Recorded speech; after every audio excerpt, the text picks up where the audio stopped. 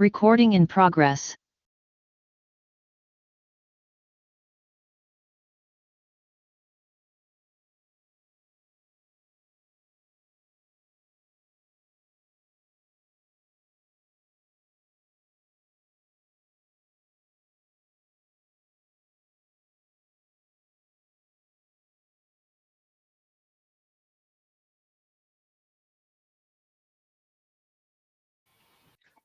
Maestrandos, muy buenos días.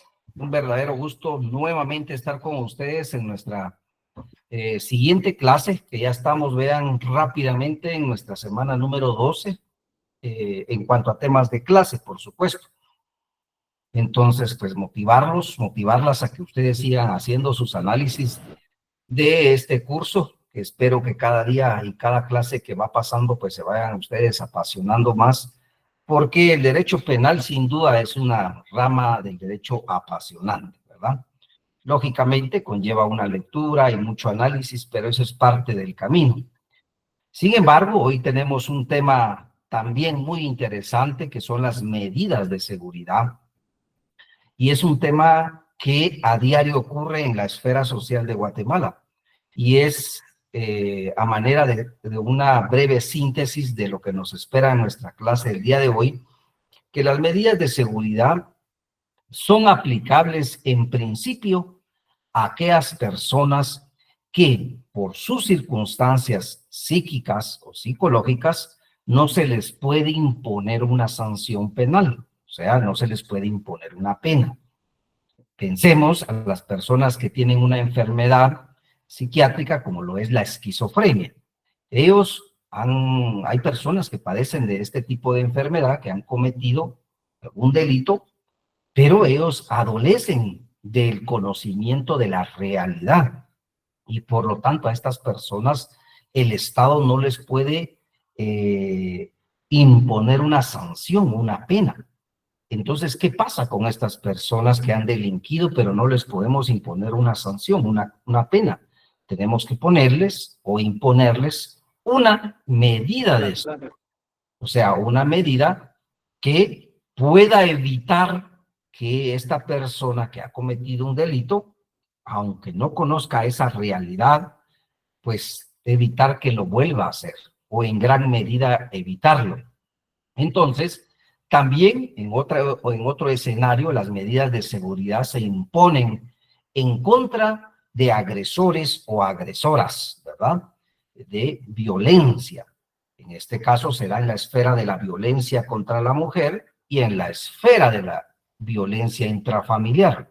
En el primer caso de la violencia es la protección que se le da a aquellas damas que por ese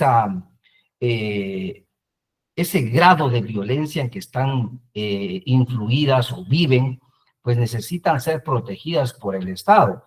Y lo mismo es con la familia. La familia es protegida por el Estado, y por medio de medidas de seguridad se puede proteger a todo miembro de la familia, incluyendo varones, niños, niñas, adolescentes o damas. Entonces, con este breve paréntesis o introducción, damos inicio a nuestra clase del día de hoy. El objetivo de la clase es que el estudiante de la Universidad Rural de Guatemala domine adecuadamente los contenidos programáticos de las medidas de seguridad. Entonces, ese es nuestro tema. Para eso vamos a ver un poco de doctrina para que podamos entender en qué consisten las medidas de seguridad, y posteriormente vamos a ir dando algunos ejemplos prácticos.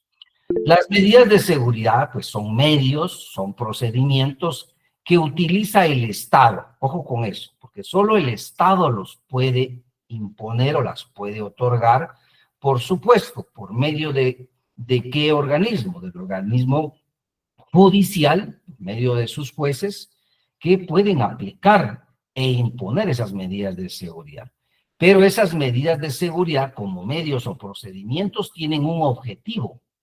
Y el primer objetivo es la defensa social, identificándola con fines reeducadores y preventivos para, en todo caso, retribuir y, en todo caso, también que el castigo que identifica la pena no se perfeccione.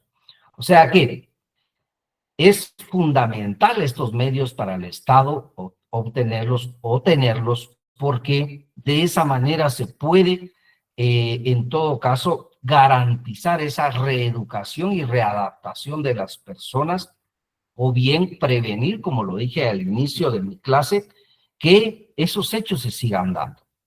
Para Federico Puig Peña, citado por de León Velasco y de Matabela, las medidas de seguridad son aquellos medios o procedimientos por virtud de los cuales el Estado trata de obtener la adaptación del individuo a la sociedad. Esto con medidas educadoras o medidas correccionales, o la eliminación de los inadaptables. Pero cuando se habla de la eliminación de los inadaptables, hay que ir más allá. No se trata de que el Estado pues los elimine de la esfera social, no, no. Lo que buscan esta definición es que estas personas puedan tener en todo caso una medida de seguridad que sea en un centro en donde él pueda estar recibiendo ese tratamiento. O sea que esa libertad también va a ser privada, pero en centros especiales, no en centros de detención, no en centros preventivos o de cumplimiento de condenas para personas que no adolecen de sus facultades mentales o volitivas, sino en centros especiales, centros médicos, como el famoso centro psiquiátrico Dr. Federico Mora, que yo pienso que en algún momento ustedes lo han escuchado. Entonces, las medidas de seguridad, según la doctrina, tienen una clasificación, y la vamos a ver. Las primeras son medidas de seguridad propiamente dichas y medidas de prevención. Esto quiere decir que las medidas de seguridad buscan, según esta clasificación, que se apliquen en atención a la peligrosidad del delincuente. Esto implica entonces que hay que tomar en consideración lo peligroso de estas personas y por ende, entonces, se pueden imponer las medidas de seguridad. Las medidas de prevención, esto lo que buscan es propiamente lo que esa palabra implica, o sea, adelantarse al suceso, adelantarse a una posible comisión del delito. Por eso dicen, no dependen de la comisión de un delito, sino son predelituales. O sea que vamos a ir a imponer estas medidas para evitar que se dé el delito. Lo que sucede con las medidas de seguridad por violencia intrafamiliar o violencia contra la mujer, pero va a depender el caso en concreto. ¿Y a qué me refiero? Ejemplo, llega una dama a un juzgado o a Ministerio Público, mejor a Ministerio Público es el ejemplo, e indica que está siendo amenazada por su expareja sentimental, en este caso su novio. ¿Y quién le ha dicho que si ella no regresa a vivir con él, pues entonces la va a eliminar físicamente? Si vemos ahí, es una amenaza, ¿verdad? Se ha puesto en riesgo únicamente ese bien jurídico tutelado de la vida, porque se está amenazando el valor vida. Entonces la dama llega, pone su denuncia y un juzgado de primera instancia entonces va a imponer una medida de seguridad de tipo preventivo. ¿Por qué? Porque entonces va a imponer una medida en donde a él se le prohíba acercarse a su vivienda, a su lugar de estudio o de trabajo. Asimismo, le va a prevenir que no puede de ninguna manera violentarla, ni física, ni moralmente, y en este caso, pues se convierten en medidas de seguridad de tipo preventivo, porque no ha sucedido el hecho como tal. Lo mismo sucedería en el ámbito de familia, si un miembro de la familia llega a denunciar al Ministerio Público, Policía Nacional Civil o a un juzgado de familia que está siendo amenazado, por ejemplo, es un varón, está siendo amenazado por su hermano, que lo va a agredir físicamente si él pone un pie en la casa de habitación de ellos, por ejemplo. Entonces aquí vendría también la imposición de una medida de seguridad de tipo preventivo hacia el hermano.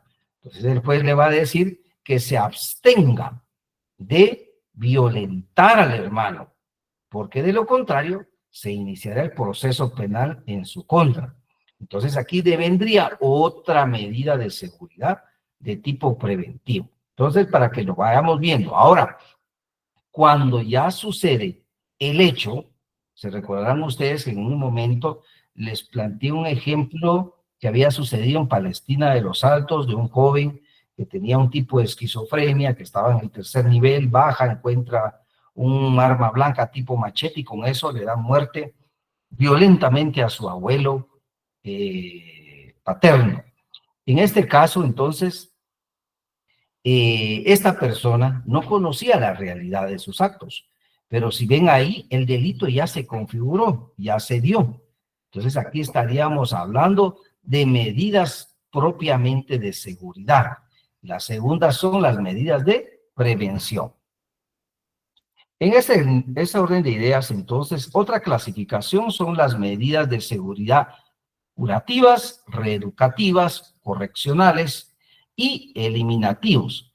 Entonces, en este caso, cada una de estas tiene sus propias características. Las medidas curativas son las que tienen por el objeto un tratamiento clínico, un tratamiento psiquiátrico, o sea que la persona no ha cometido ningún hecho ilícito, no ha amenazado a nadie, pero su enfermedad diagnosticada por un médico eh, puede indicar que de no tratarse, de no imponerse un tratamiento clínico, en este caso, entonces devendría que esa enfermedad pueda provocar episodios violentos.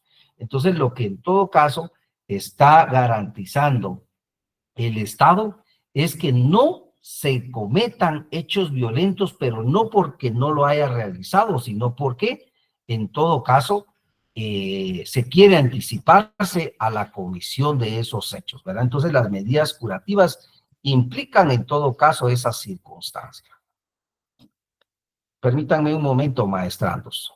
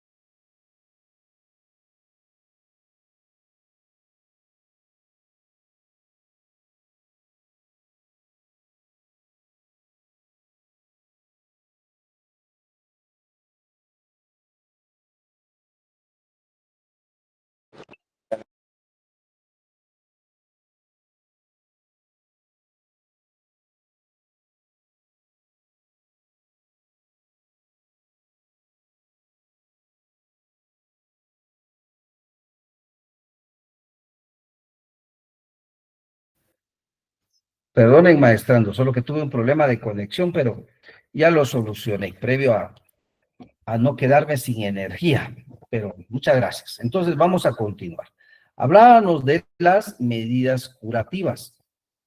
En ese orden de ideas, entonces, también tenemos las reeducativas o correccionales, que son las que pretenden la reeducación del individuo, como sus propias palabras lo indican, o sea, una rehabilitación en sentido amplio, Y esto sucede principalmente, maestrandos, cuando el Estado pues tiene a personas que por sí solas no pueden, en todo caso, poder ser reeducadas, o sea, no cuentan con un grupo familiar o con una institución que pueda apoyarlos. Entonces es el Estado el que procede a imponer estas medidas a manera de apoyarlos en esa rehabilitación de esa enfermedad psiquiátrica o psicológica que puedan tener en algún momento.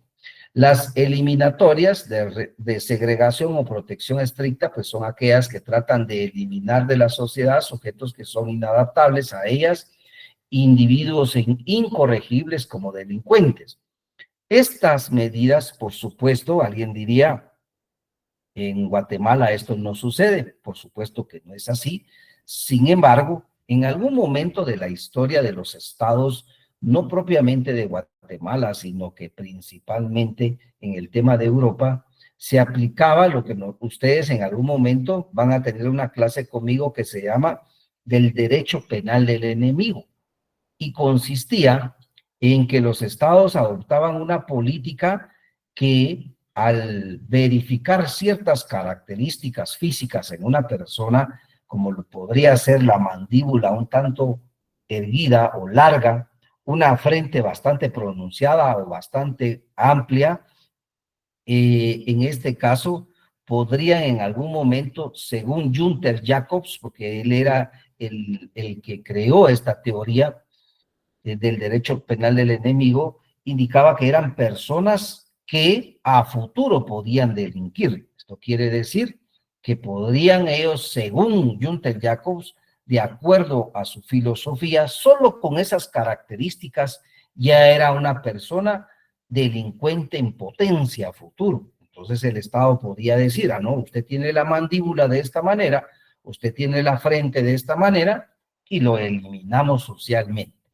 Entonces, eran exageraciones, por supuesto, pero la doctrina todavía los relata como una forma de dar a conocer lo que en su momento se vivió. Entonces, estas medidas de seguridad de tipo eliminatorias, de segregación, pues tienen estricta relación con ese tipo de filosofías. Situación, por supuesto, que en Guatemala eso no puede darse.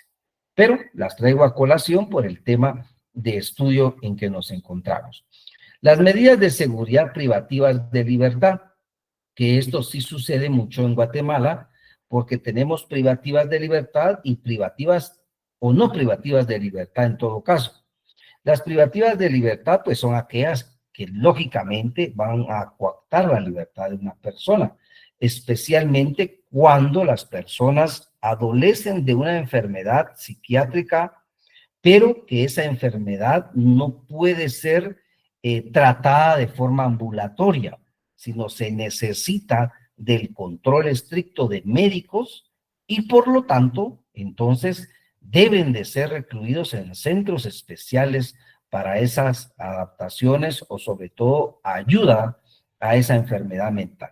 Pues es una situación lo que sucedió con este joven de Palestina de los Altos, que les ponía el contexto de esos hechos que él realizó, en donde le dio muerte al abuelito. Pues él tenía un tipo de esquizofrenia muy violenta, o sea, los hace tener episodios muy violentos y muy radicales, y se estableció dentro del proceso penal que esta persona no podía de ninguna manera, fíjense, podérsele apoyar de forma ambulatoria. Pero la pregunta era, y se formuló dentro del debate, si a esta persona no se le podía dar ningún tipo de ayuda médica de forma ambulatoria, ¿por qué anteriormente él estaba siendo asistido de forma ambulatoria? Y esto, pues, si se hubiese observado, hubiese podido evitarse esa tragedia. ¿Y cuál fue la respuesta del perito en ese momento? Y él dice, el tema de la esquizofrenia implica varios episodios. Entre ellos es que si no se hace un adecuado control del medicamento, entonces esa enfermedad va en ascenso. Y entre más ascenso tenga esa enfermedad, los grados de violencia o grados violentos o episodios violentos que se presenten van a ser todavía mucho más radicales. Entonces, dice él, de acuerdo al estudio de ese expediente clínico, él arribó a la conclusión que de ese análisis él también advertía que en su momento no era necesario. O sea, médicamente, decía él, no era necesario que él sea tratado en un centro en donde pueda estar privado de su libertad. Por el contrario, él también hubiera recomendado el tema ambulatorio. Lo que aquí sucedió fue que muy probablemente la calidad de medicina que le estaban dando y el no adecuado control estricto de esos horarios pudo haber influido en que se haya desencadenado un episodio tan violento como el que se vivió. Entonces, vean, es un tema también que tiene que ver la ciencia médica, no solo el derecho, a pesar que estamos tratando de temas eminentemente legales. Entonces, se los comparto a manera que podamos nosotros ir teniendo una idea mucho más amplia de esta circunstancia. Bueno, ahora vamos a salir de la doctrina, ¿verdad? De lo que los filósofos del derecho han escrito, y ahora vamos a analizar qué dice nuestro ordenamiento jurídico en relación a las medidas de seguridad, ¿verdad? Que para ello les solicito que ustedes puedan posicionarse en su artículo 84 del Código Penal y desde ahí pues podamos nosotros ir analizando lo siguiente. Se recordarán ustedes que los principios son la inspiración del derecho penal y por ende, de acuerdo a los principios, se va a seguir entendiendo o sobre todo se va a poder interpretar el derecho penal. ¿Y por qué les traigo a colación esto, maestranos? Porque su artículo 84 menciona el principio de legalidad. Entonces, desde ese principio, las medidas de seguridad ya tienen uno claro, que es el de legalidad, y sobre el principio de legalidad, ellas van a funcionar. O sea que, en otras palabras, el principio de legalidad nos da las pautas de cómo tenemos que interpretar y aplicar las medidas de seguridad en Guatemala. Entonces, el artículo 84 nos indica lo siguiente: no se decretarán medidas de seguridad sin disposición legal que las establezca expresamente, ni fuera de los casos previstos en la ley. Pero, ojo con esto, aquí dice, miren, indeterminación del tiempo, que es el artículo 80. ¿Qué nos dice este artículo? Nos dice claramente que las medidas de seguridad se aplicarán por tiempo indeterminado. ¿Y por qué quiero que le pongamos atención a ello?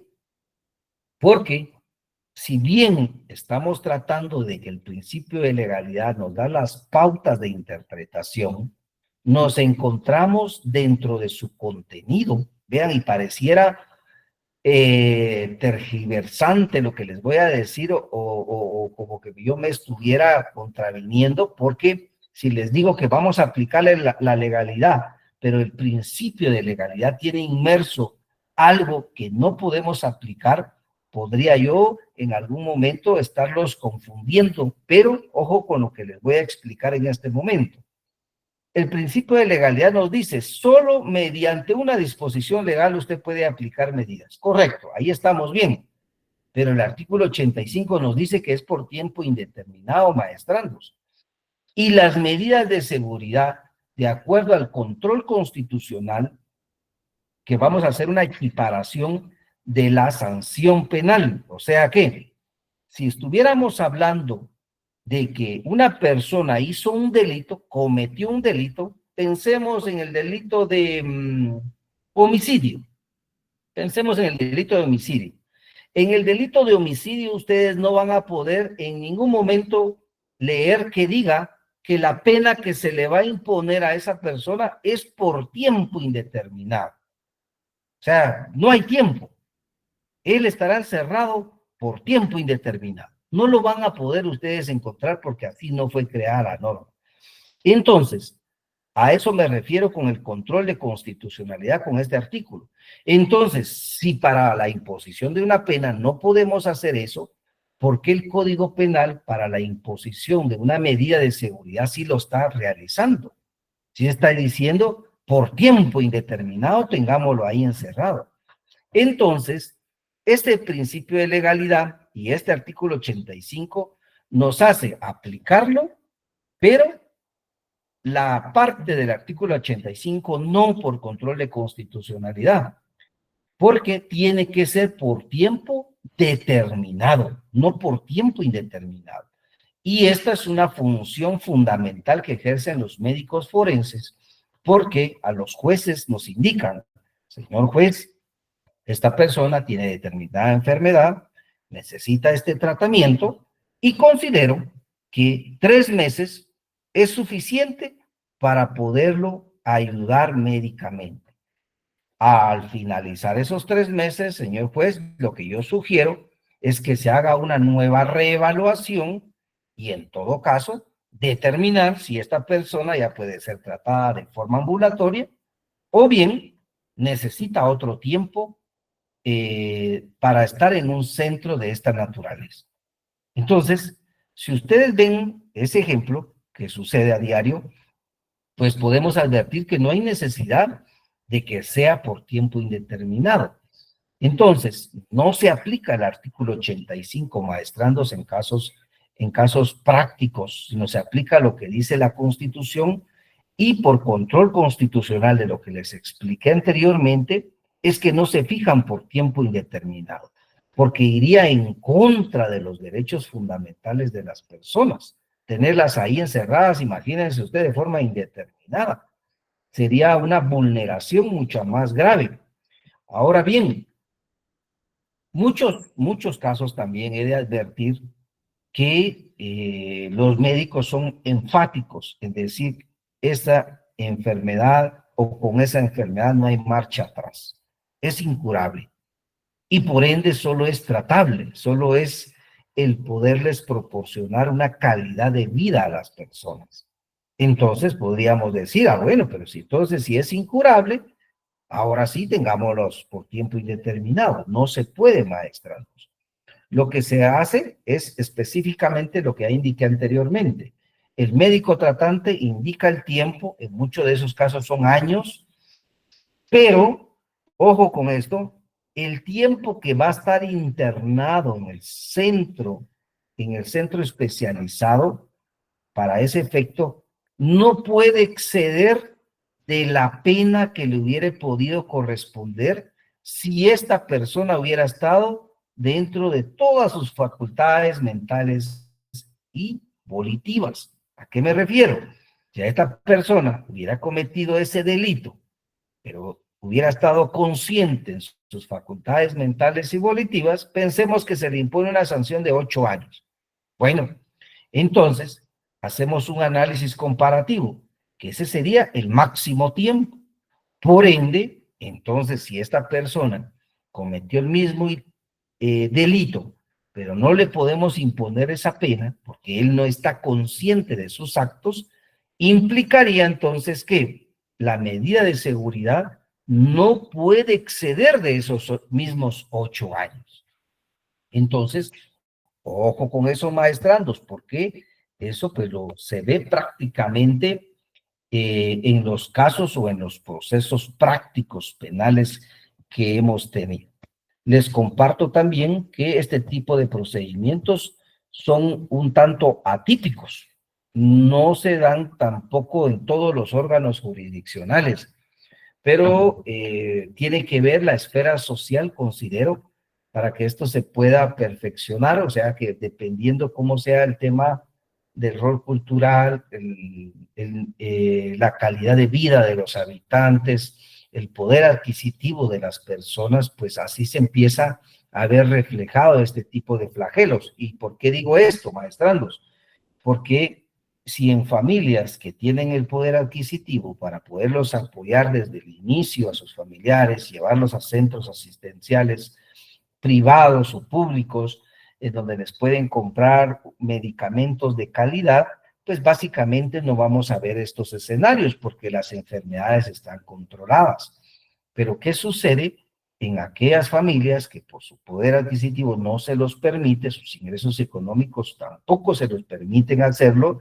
Entonces esa enfermedad va deteriorando a la persona constantemente hasta llegar a ese punto de desatarse cuadros clínicos sumamente violentos, como lo que sucedió en el ejemplo que les puse en Palestina de los Altos. Maestrandos, ¿tienen alguna duda hasta este momento, por favor? Correcto. Sí, estimado doctor, perdone. Sí, Sí, doctor, maestra. perdón. La Sí, pregunta, maestra. usted hablaba de un tiempo específico. Es que fíjese que mi internet está un poco inestable. Entonces, hablaba del tiempo ahí de las medidas de seguridad. ¿Puede explicar eso? Perdone, doctor. Claro, claro, maestrando Carlos. Excelente. Sí, hablaba de que el artículo 85 de su Código Penal, como usted lo puede ver en esta lámina que tengo aquí en proyección, indica el artículo que las medidas se aplicarán por tiempo indeterminado. O sea, lo vamos a tener ahí encerrado, no se sabe cuánto tiempo. Eso nos dice en palabras sencillas este artículo. Pero les explicaba que por control constitucional eso no sucede así, no puede ser así. ¿Por qué? Ejemplo, si una persona que comete un delito de hurto, por ejemplo, una persona que hurte unos lentes, bueno, es aprehendido y resulta que se le impone una sanción de 6 años de prisión. Bueno, entonces esta persona, ¿cuál sería el tiempo máximo de esta persona para estar en prisión? Pues son 6 años. Ahora bien, ¿qué hubiese sucedido si ese hecho lo comete la misma persona, pero esta persona adolece de sus facultades mentales y volitivas? Lo hizo por una mera enfermedad psiquiátrica. Entonces estamos viendo que no le podemos imponer la sanción, pero tampoco estamos viendo que podemos tenerlo por tiempo indefinido en algún centro asistencial.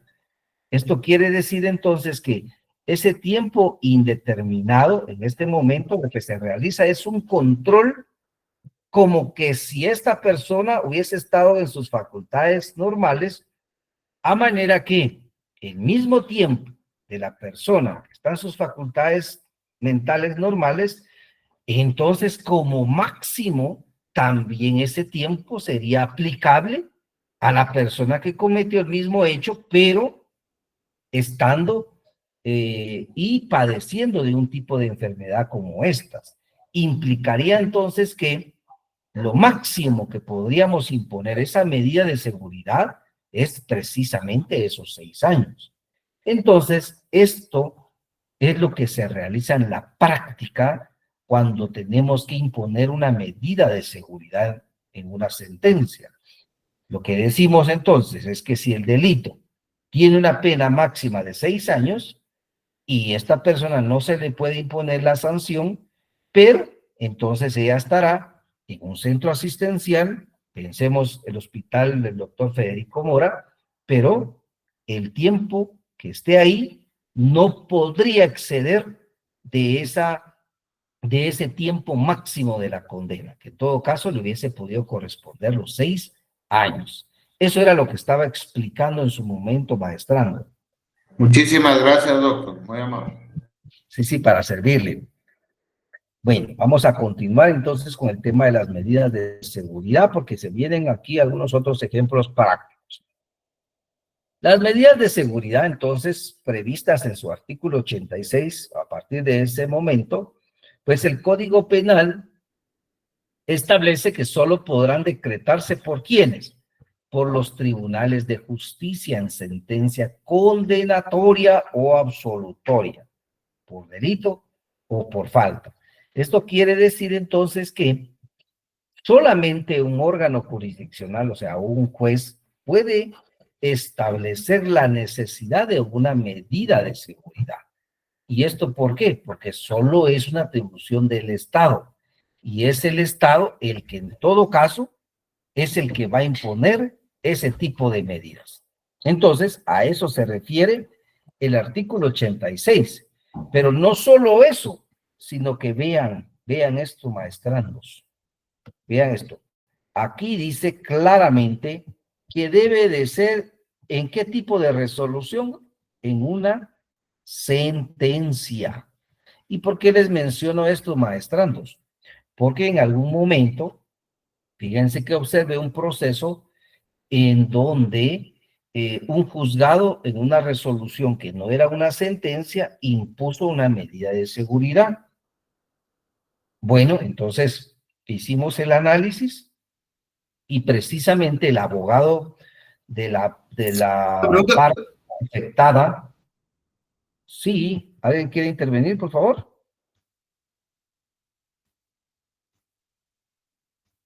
Correcto. El abogado de la parte agraviada o afectada, pues planteó un recurso a manera de que el juez que en su momento indicó que se tenían que imponer medidas de seguridad, lo hizo por medio de un auto, de una resolución que no es precisamente una sentencia. Entonces, el recurso se declaró con lugar y se le indicó al abogado, al juez, perdón, que esas medidas de seguridad, de acuerdo al artículo 86, es cierto, él estaba facultado, pero tenía que tener y tenían que estar implícitas en una sentencia. Entonces, son circunstancias que en la práctica sí cobran mucha relevancia. Y por eso, pues lógicamente se los explico de esa manera. Ahora bien, ¿qué medidas de seguridad se pueden imponer en Guatemala? Pues el artículo 88 del Código Penal nos presenta claramente qué medidas se pueden imponer. La número 1, internamiento en establecimiento psiquiátrico, que es el que normalmente vengo poniendo de ejemplo, ¿verdad? Es el que les estoy indicando. Internamiento en una granja agrícola, centro industrial u otro análogo. Un internamiento en establecimiento educativo o de tratamiento especial. Bajo libertad vigilada también. Número 5, prohibición de residir en un lugar determinado. Prohibición de concurrir a determinados lugares. Caución de buena conducta. Uso de dispositivo de control telemático. Este último, maestrandos, está causando mucho auge actualmente porque es un dispositivo, tal vez muchos de ustedes ya lo conocen, pero es un dispositivo que se pone en el pie de las personas, se hace un procedimiento previo para establecer si existe factibilidad y se hace también un estudio socioeconómico si la persona lo puede pagar o esos costos los va a absorber el Estado. Y con estos estudios se entra a una audiencia, se analiza y en este caso ese dispositivo de control telemático sirve para poder tener plena vigilancia de una persona. Esto quiere decir que una persona pueda estar libre, pero mediante esa estricta vigilancia del Ministerio de Gobernación. En Guatemala es el Ministerio de Gobernación quien hace ese control. Maestranda Indira, por favor, adelante. Muy buen día, doctor. Sí, fíjese que me estaba dando un poquito de duda cuando usted estaba explicando ahorita, por ejemplo, el internamiento. Y más lo estoy viendo yo en el tema de, por ejemplo, adolescentes en conflicto con la ley penal, porque vi un caso. Por ejemplo, era un adolescente en conflicto con la ley penal y el juez ordenó pues que se le diera una internación, pero él, en lugar de mandarlo, por ejemplo, a un área especializada, lo mandó a un hogar de discapacidad. Entonces no sé cómo, entonces qué quedaría ahí, porque se supone que los hogares de protección son para protección, pero me está mandando un adolescente en conflicto con la ley penal a un centro si bien es cierto, para niños y adolescentes con discapacidad, pero no es el perfil. ¿Cómo se tomaría eso? Correcto, maestranda Indira. Entiendo que el adolescente que el juez envió adolece de alguna enfermedad. Sí, él tiene una discapacidad intelectual y cometió un delito. Pero la situación que en lugar de mandarlo, por ejemplo, a algún centro especializado, lo manda a un hogar de protección donde hay niños con discapacidad también.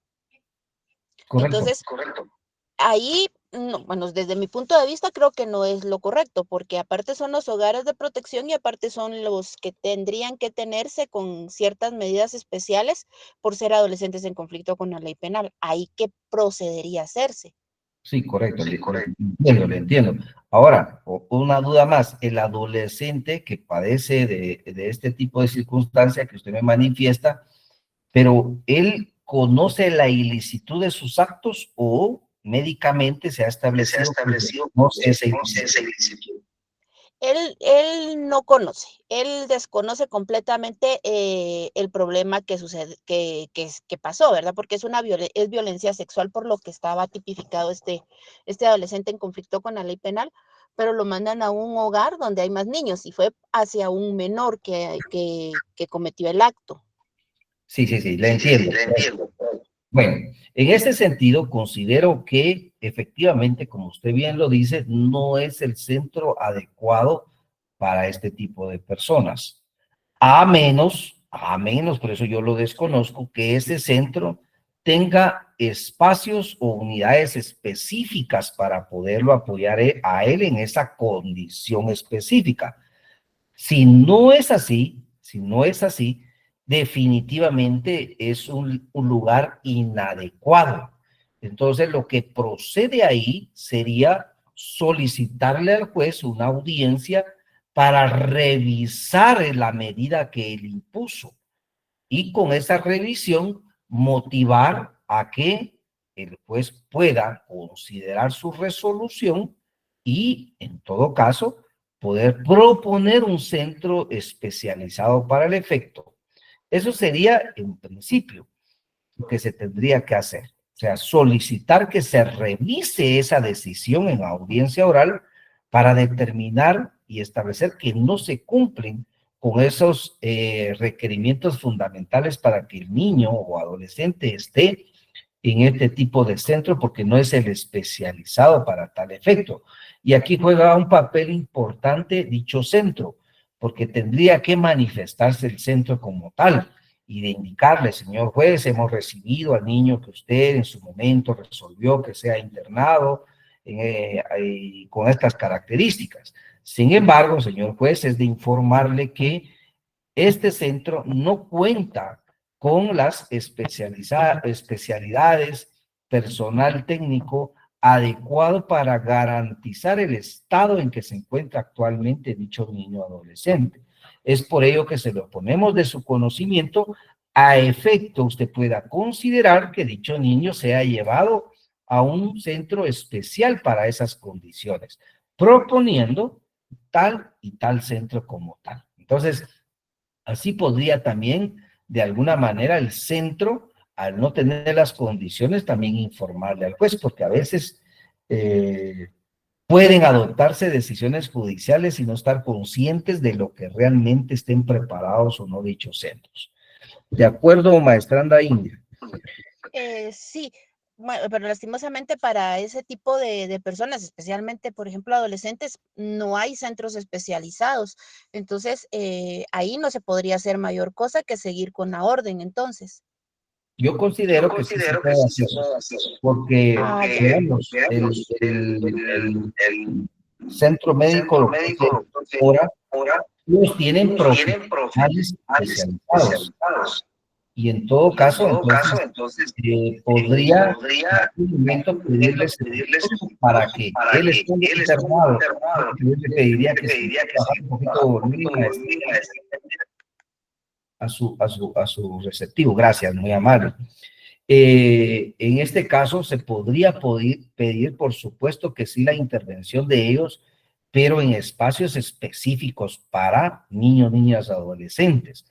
Otra situación que a mí se me ocurre, o yo hiciera como juez de primera instancia de la niñez y adolescencia, es que a ese centro lleguen los profesionales como tal, ¿verdad? Y que les puedan apoyar. Si es que el centro Doctor Federico Mora no cuenta con espacios específicos para niños, que eso sí lo desconozco, les soy honesto, lo desconozco. Solo tengo claro que espacios para adultos sí los hay. Entonces, por ahí podría buscársele una salida porque efectivamente Guatemala, hasta donde yo sé, pues no cuenta con un centro especial para niños, niñas y adolescentes. Mire, hasta sería ahí un tema de tesis para los que están por graduarse de maestría o de licenciatura. Miren la vulneración del Estado de Guatemala frente a este tipo de niños, niñas, adolescentes como personas que necesitan una atención con la debida diligencia por parte del Estado. Bueno, pero vamos a continuar. Maestranda Ana Gabriela, por favor, adelante.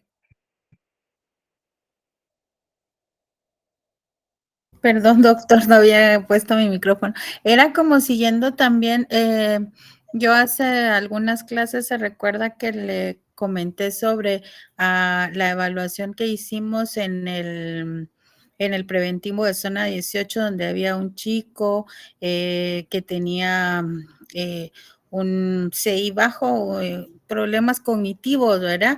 Y estaba recluido en el centro de prevención, ¿verdad?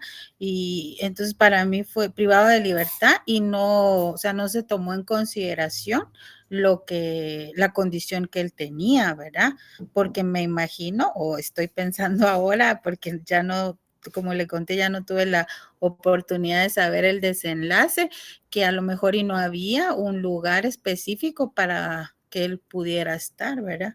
Permanecer. Correcto. Es que definitivamente, vean, el Estado de Guatemala, en medio de tantos esfuerzos que se han venido dando, pues todavía no termina de cumplir con sus obligaciones como tal. Resultaría entonces que, siendo el Estado el garante de los derechos fundamentales, principalmente de los niños, niñas y adolescentes, que son personas que, de acuerdo a lo que ha establecido la Corte Interamericana de Derechos Humanos, que deben de ser tratadas, dice, con la debida diligencia, pero reforzada, dice la Corte Interamericana. Esto quiere decir que para ellos tiene que tenerse un especial abordaje de todas las circunstancias que puedan darse al entorno del Estado. Pero vemos que al final de cuentas el Estado no ha podido cumplir con ello, porque vean, solo el tema de que exista un centro especializado de psiquiatría forense para poder tratar a niños, niñas y adolescentes, no los tenemos, pues, o sea, no, apenas creo que tenemos uno público que ha venido tratando en su mayoría adultos, pero en el tema de niños, o sea, un hospital especializado, y vean, un hospital a nivel nacional, ustedes saben perfectamente que no se daría abasto con tanta necesidad. Entonces, lo que quiero también visibilizar es que hay tanta necesidad que el Estado no ha sido capaz de poder cumplir con esas obligaciones que ya se ha comprometido en su momento. ¿Por qué? Porque al momento que adaptó para su legislación y tomó como válida la Convención sobre los Derechos del Niño, dijo Guatemala, yo me comprometo y por ende que me comprometo estoy obligado a cumplir con mis obligaciones. O sea, Guatemala no puede decir, es que no tengo dinero, es que es un proceso muy largo, y en fin, varias excusas. No lo podría hacer en casos en concreto y por eso los estados terminan siendo condenados internacionalmente porque a pesar de que existe el compromiso de cumplimiento de sus obligaciones, no las cumplen como tal, ¿verdad? Es una utopía, o sea, solo suena muy bonito, ¿verdad? Muy bonito todo, pero hasta ahí. Entonces, lastimosamente, se ha dado eso y se sigue dando. El tema de los centros preventivos también es sumamente una falta de debida diligencia de los estados porque no pueden garantizar la readaptación y reeducación del delincuente. Eso no se da, o sea, hablemos lo que es en Guatemala, eso no sucede, pero la Constitución sí lo establece. Y esto quiere decir entonces que también el Estado no ha cumplido en estos últimos años y no sé cuándo podría visualizarse por ahí que pueda cumplir con esa tarea sumamente importante. Bueno, maestrando Marcoli Martínez, por favor, adelante. Gracias, doctor, muy amable, buen día. Como están preguntando áreas de interés, yo le quiero hacer una pregunta. Fíjese que estoy observando que el artículo 86 efectivamente, ¿verdad? Tal y como usted lo explicó, establece que en sentencia condenatoria o absolutoria tendría que decretarse las medidas de seguridad. Y dice que dependiendo, o no sé si se modifica el estado de peligrosidad, y el 87 establece qué parámetro, o sea, cuáles son esos grados de peligrosidad.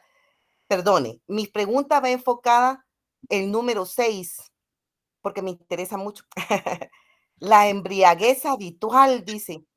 ¿Cómo un juez, o si hay un documento que al juzgador le indique qué parámetro tiene? Porque yo tengo muchos amigos médicos, por ejemplo, que son borrachos igual que yo, ¿verdad? Se toman sus tragos. ¿A qué me refiero con habitualidad? Porque puede ser que lo hagan cada fin de semana. O tengo que estar ebria para cometer un delito y ahí ya creo habitualidad. O cómo tengo ese parámetro, digamos, para que el juzgador diga, sí, esta es borracha, tiene embriaguez habitual, ¿verdad? No sé si usted me puede ayudar con eso, doctor, perdone. No sé si es una pregunta tonta, pero me causó curiosidad cómo el juzgador determina que un hábito tan desagradable o agradable en algunos casos sea habitual y sea motivo de peligrosidad. Perdone. Correcto.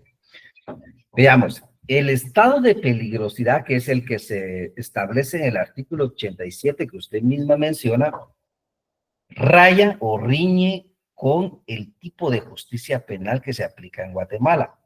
¿Y por qué? Porque en Guatemala el juzgamiento penal, recordarán ustedes que en su momento lo expliqué, es un tipo de derecho penal de acto y no derecho penal de autor. ¿Qué quiere decir eso? ¿Qué implica ello? Que el derecho penal de acto, que una persona va a ser perseguida penalmente por las acciones que cometió. Pero una vez resuelva su situación jurídica, esa misma acción que ya fue resuelta no le puede afectar en el futuro.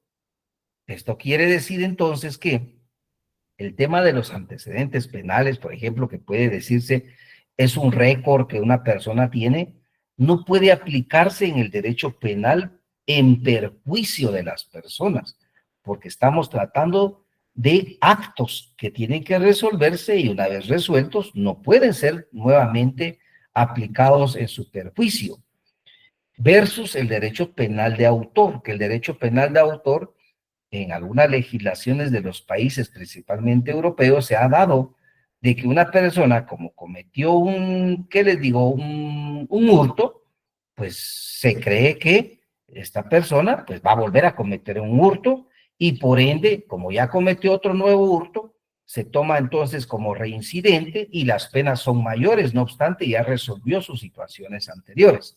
Entonces, explicando esta circunstancia, el estado de peligrosidad que regula el artículo 87, no obstante, está vigente en la norma, no es aplicable para temas como el que usted me indica, una persona que bebe constantemente, ¿verdad? Y por ende, un juez no puede tomar como base que como una persona bebe es peligrosa. Y como es peligrosa, entonces le vamos a imponer una sanción o lo vamos a obligar a tal y tal circunstancia. Pero le explico cómo nosotros lo hemos tratado, cómo su servidor lo ha tratado en base a su pregunta. Resulta que el último que pude imponer sucedió que una persona no cumplía con sus obligaciones de brindar alimentos a sus hijos, pero como producto que su irresponsabilidad venía de que esta persona consumía mucho licor y lo consumía constantemente. Entonces él fue denunciado en su momento por el delito de negación de asistencia económica, se inició el proceso penal y esta persona En la audiencia de primera declaración, que eso lo vamos a ver en su curso de Derecho Procesal Penal 1, no llegó. ¿Y no llegó por qué? Porque estaba ingiriendo bebidas alcohólicas. Entonces, se ordenó su aprehensión, la policía lo detiene en algún momento y lo pone a disposición del juzgado.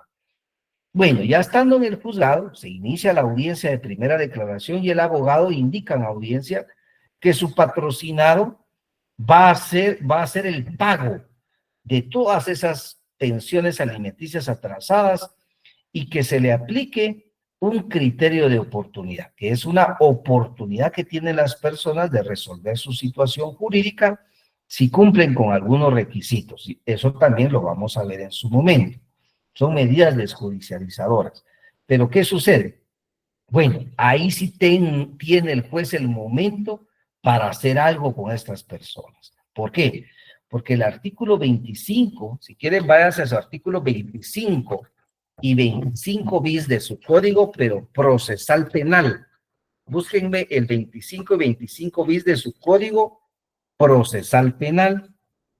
Específicamente en su artículo 25 bis, determina en el párrafo cuarto reglas o abstenciones que pueden imponerse a las personas. Entre esas abstenciones o reglas, se le puede fijar a una persona que se abstenga del uso de estupefacientes o bebidas alcohólicas. Bueno, pero alguien diría, qué fácil es decirle a una persona, mire, usted ya no toma a partir del día de hoy y punto.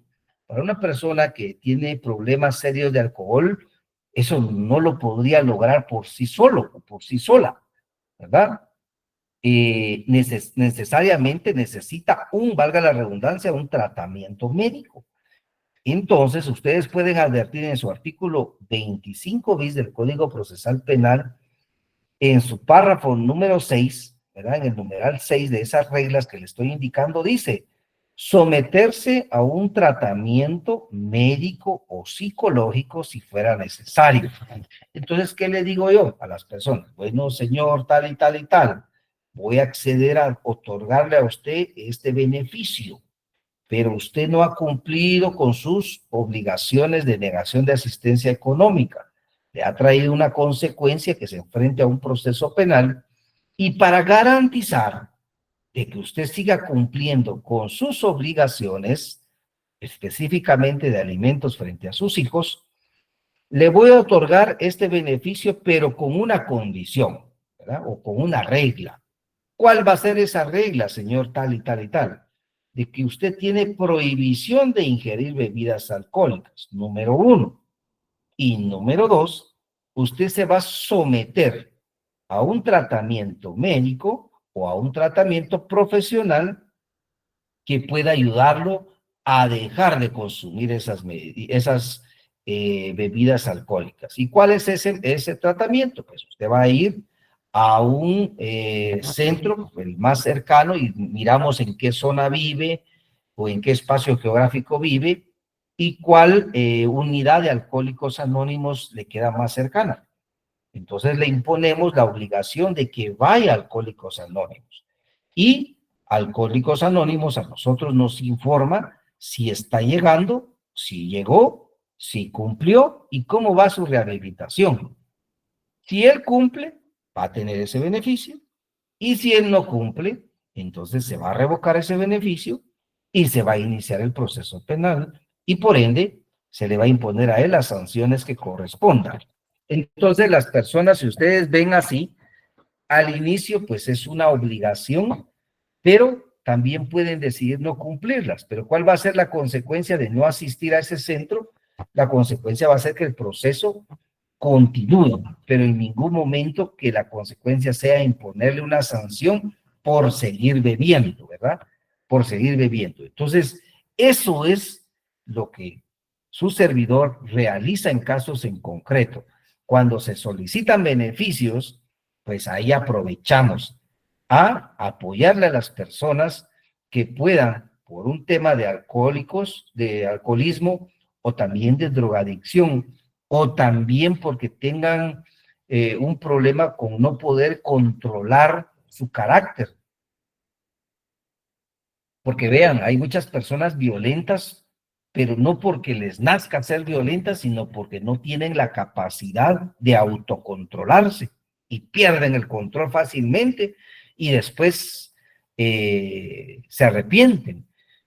Pero eso no puede ser una justificación, ¿verdad? Entonces, enviamos a estas personas a tratamientos médicos también, para que controlen esa ira, control de ira, el control de ese temperamento y que eso les pueda ayudar.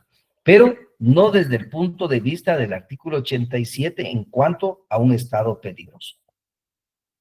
De acuerdo, maestranda, espero que le haya servido mi explicación. Sí, muchísimas gracias, doctor, de verdad le agradezco. Fíjese que tenía ese pequeño conflicto porque yo decía, ¿qué criterio es el que yo, si yo fuera juzgadora, tengo que tomar en cuenta, digamos, ¿verdad?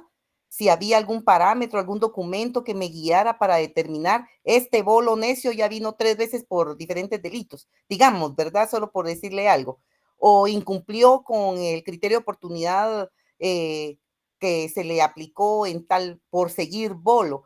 Entonces, me causaba ese cómo determinar, porque hay bolos como todo, ¿verdad? Solapados que se toman son bien bolos todos los días, un borracho como tal, y no cometen delitos, pero tienen un grado de enfermedad, digamos, ¿verdad? Bastante avanzado. Y los que le llaman social, que cada fin de semana los ve usted bolos. Entonces, ¿cómo determinar que le voy a dar esa medida de seguridad porque él no es habitual? Ese era el parámetro que le digo, pero muchas gracias, de verdad, le agradezco bastante su tiempo. Sí, para servirle, maestranda. Maestrando Carlos Obando, por favor. Sí, muchas gracias, doctor. En realidad, pues yo estoy muy contento con esta maestría y tener docentes como usted. Mire que una explicación excelente. Por lo mismo de sus conocimientos, yo le quiero preguntar, ¿ha tenido usted a vista algún caso, por ejemplo, de un adolescente? Yo sé que está la tutela ahí de, digamos, tanto de la PGN, podemos hablar, no, pero digamos un adolescente a que le aplicaron una medida, fuera tan amable de pasar la siguiente diapositiva. Sí, claro, con Y gusto. le voy a decir a qué me refiero. Digamos, cuando le dan alguna prohibición de residir en un lugar determinado. Es decir, la justicia, obviamente, bueno, en su ideal, en su espíritu, no mira clases sociales ni nada de eso. Pero si no está, digamos, en pleno uso de sus facultades mentales, eso implica que si no puede vivir en ese lugar, pues la familia se tiene que ir, pues, a otra parte. ¿Ha visto usted algún caso de esos, por ejemplo, en un traslado? Porque, ¿qué es lo que sucede generalmente, verdad? Cuando se es ajeno y ahí, yo sé que es inhumano esto, pero que se le da a veces las redes sociales, el Facebook le da, dicen, encuentran al niño amarrado, que lo tenían amarrado. O sea, se dan esas circunstancias tan especiales.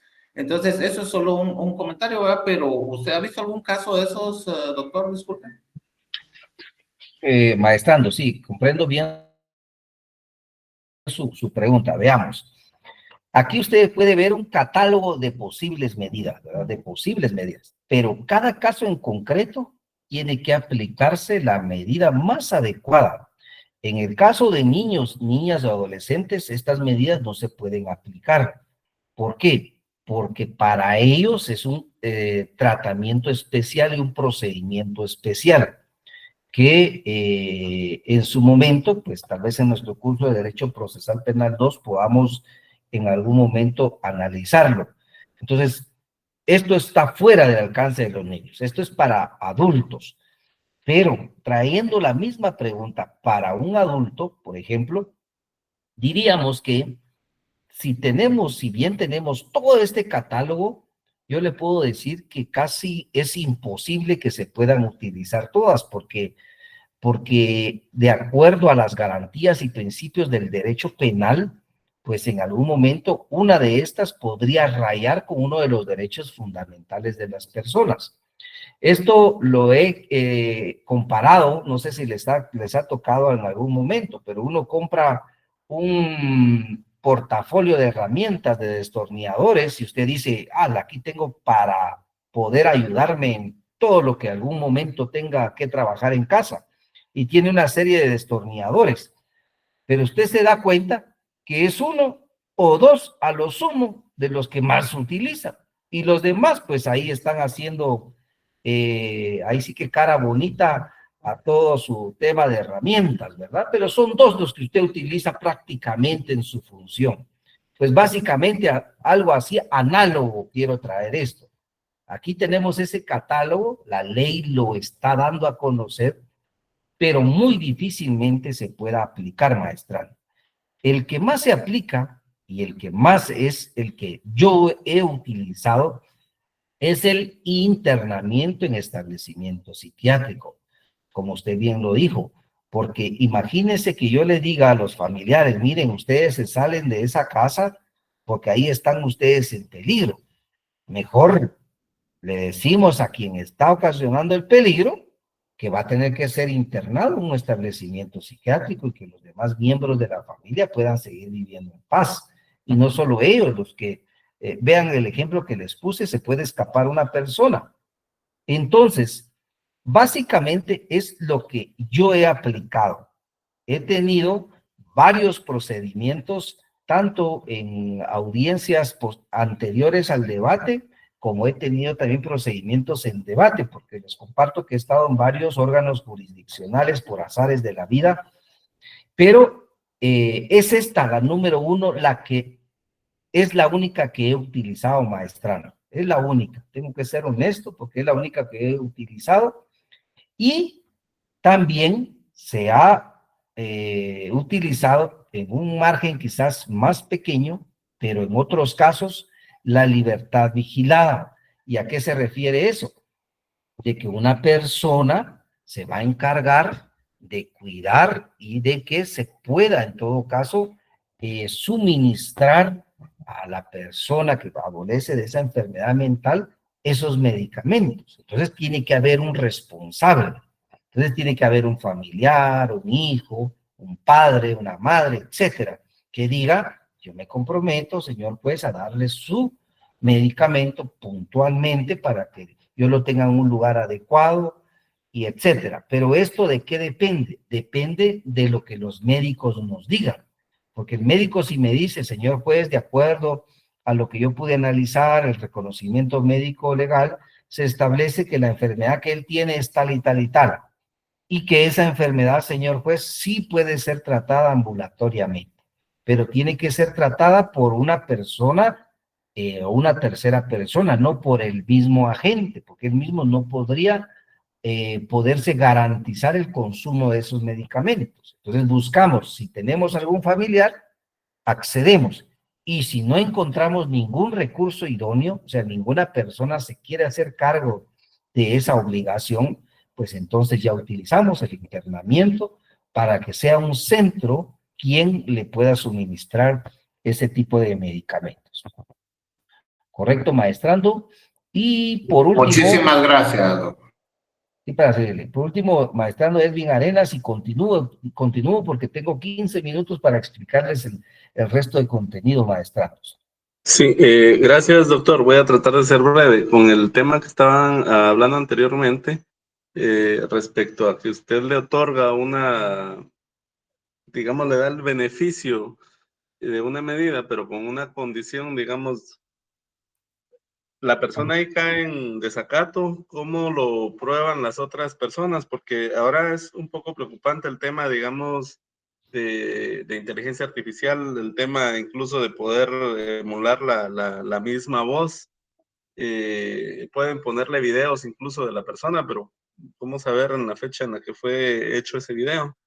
¿O cómo es que podrían probar ese tipo de situaciones? Usted ¿En me qué dice... delito cae la persona? ¿Cae en desacato, digamos, cuando usted le dio un beneficio, digamos, con el tema que tocó de pensión alimenticia y le puso como condición a la persona, pues, que debía de someterse a un tratamiento y dejar de beber y todo eso? ¿Cómo lo hace? Ah, correcto. ¿Cómo lo controlo? Bueno, se controla de la siguiente manera. Si yo le fijé a esta persona que no puede consumir bebidas alcohólicas, entonces es un tanto muy complejo poderlo de alguna manera determinar. Y por eso no solo le decimos, usted no puede consumir, sino ahora tiene que ir a un tratamiento médico, un tratamiento profesional para que usted deje esa adicción. Ahí sí nos permite tener un control. ¿Por qué? Porque nosotros oficiamos a la unidad de Alcohólicos Anónimos que corresponda y le hacemos ver al encargado que en este caso tiene que informarnos si él llegó, si él está cumpliendo con las citas que se le programaron, porque vean ahí, ellos como profesionales de acuerdo a cada persona, es así como los tratan. Entonces, dejamos a discreción ese tratamiento. Y el tiempo en que él estará ahí dentro de esa unidad, al menos el necesario estrictamente. Y que nos esté informando periódicamente de ello. Se fija una vez a cada mes.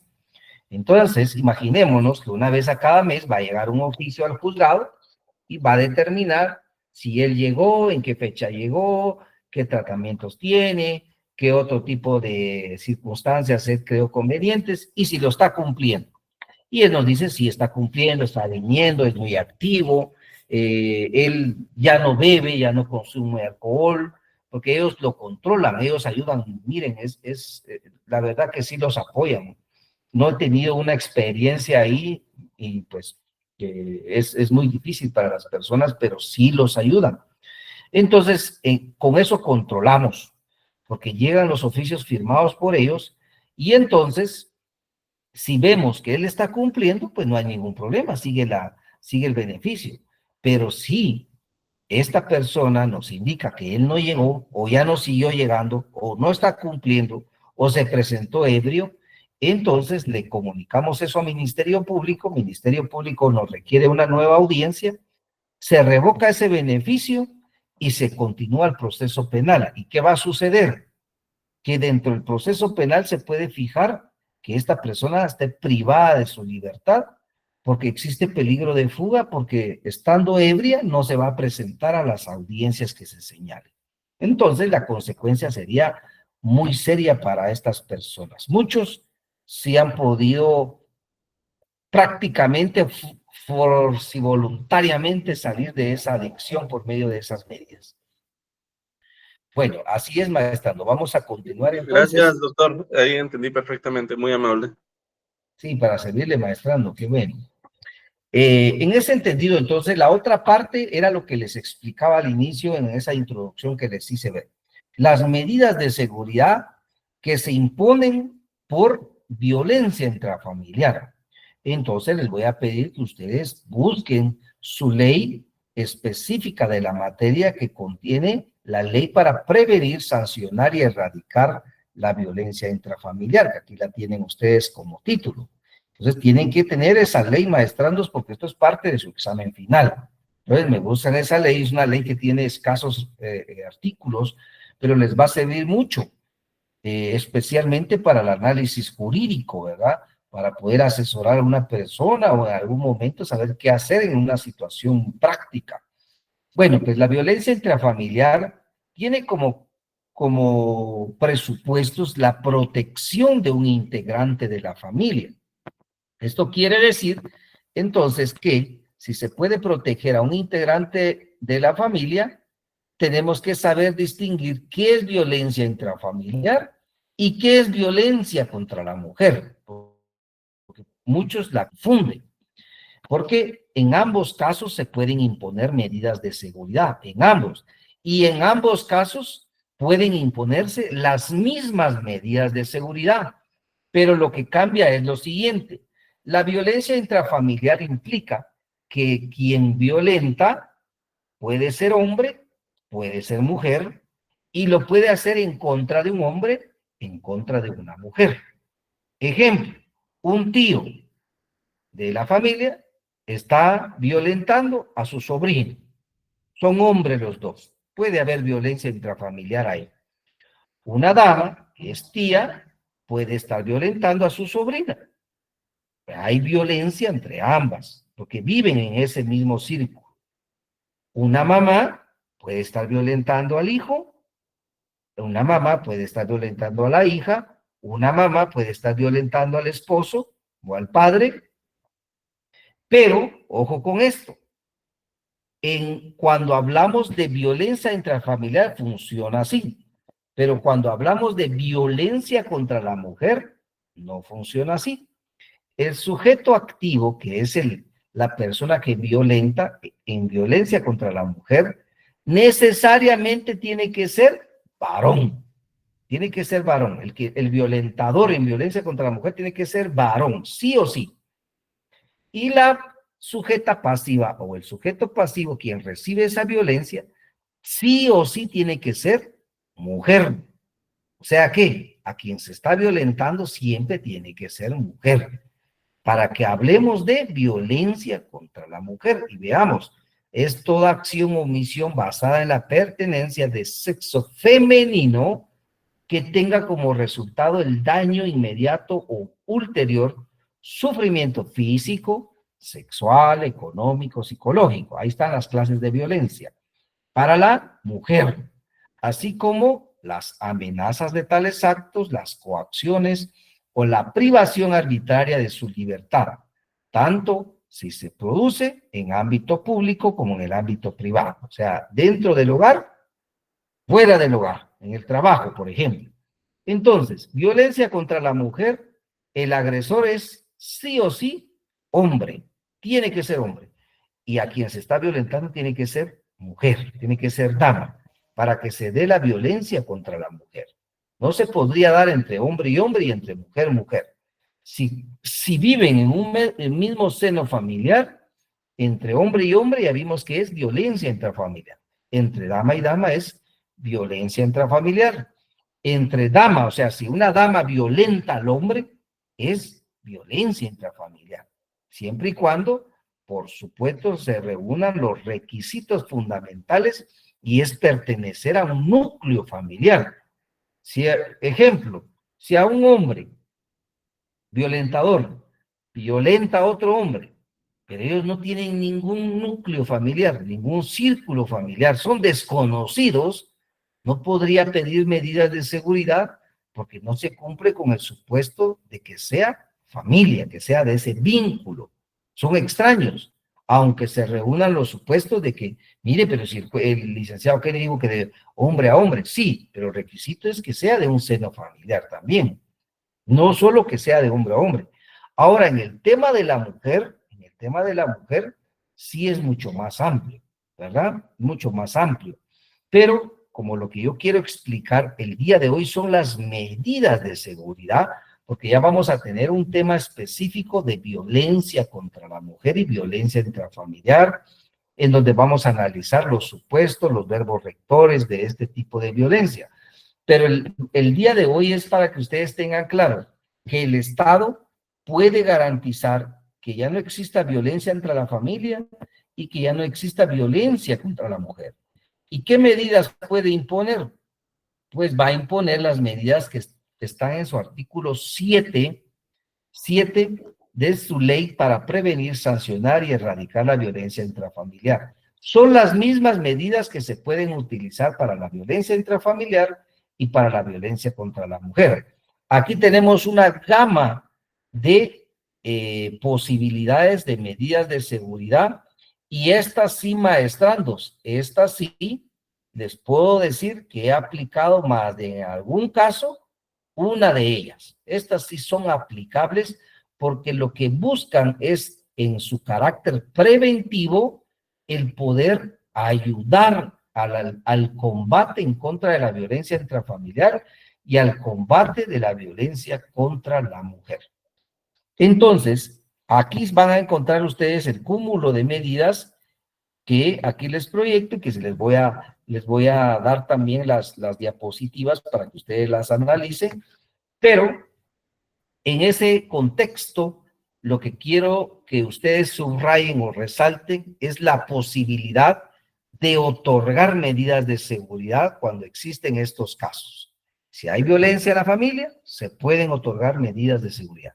Si hay violencia contra la mujer, se pueden otorgar medidas de seguridad, pero estas medidas de seguridad son de carácter preventivo y estas solo pueden durar, de acuerdo a la ley en la materia, que ya les pedí que la tengan, hasta 6 meses. ¿Pueden nuevamente darse otro periodo igual? Por supuesto que sí, ¿verdad? Por supuesto que sí, pero estas duran hasta 6 meses. Y esta es la circunstancia que el día de hoy pues quiero resaltarles y darles a conocer, maestrandos. Así que escucho dudas, maestranda Mónica Patzán, por favor, adelante. Gracias, magíster. ¿Estas medidas cuántas veces se pueden solicitar? ¿Hasta 2 o puede ser por mientras que se determine el caso de la violencia o cómo funciona? Correcto, sí, mientras exista la necesidad de proteger, hasta que finalice esa necesidad de proteger, se van a tener las medidas de seguridad. Principalmente mientras se agote todo el proceso penal. Entonces, las damas víctimas, por ejemplo, van a tener medidas. Las familias, cuando son protegidas, pues mientras dure ese procedimiento de violencia intrafamiliar, se van a imponer. Es por ello que se dictan por plazos de 6 meses máximo, pero pueden ser nuevamente impuestas por un periodo igual o un periodo menor. Y no hay un límite, no hay un límite de cuántas veces nosotros podamos imponerlas. Eso sí, cada vez que se impone, no puede exceder de 6 meses.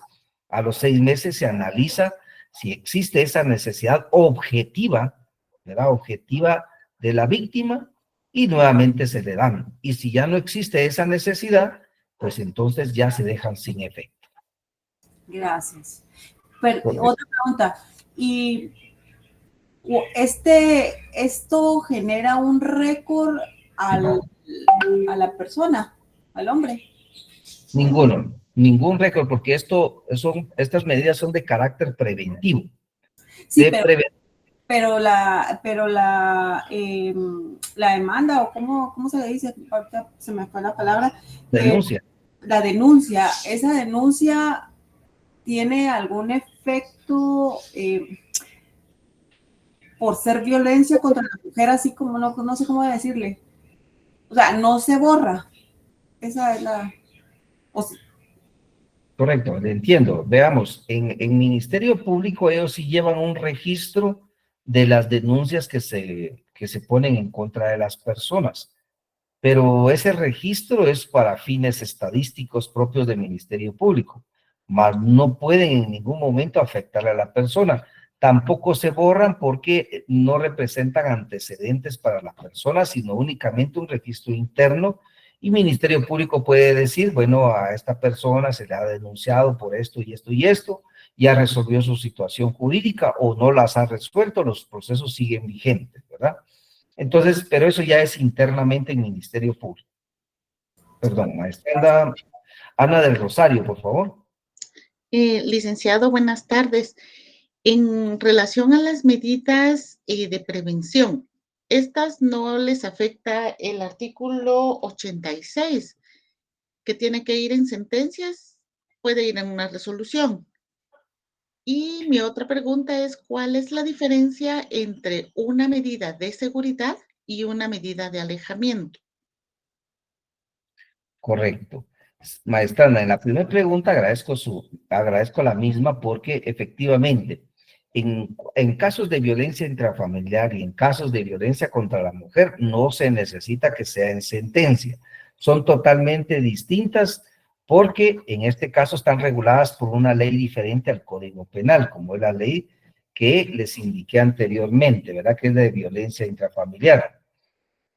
Y en la segunda pregunta, la diferencia entre medidas de seguridad y medidas de alejamiento. Las medidas de alejamiento es como un nombre coloquial,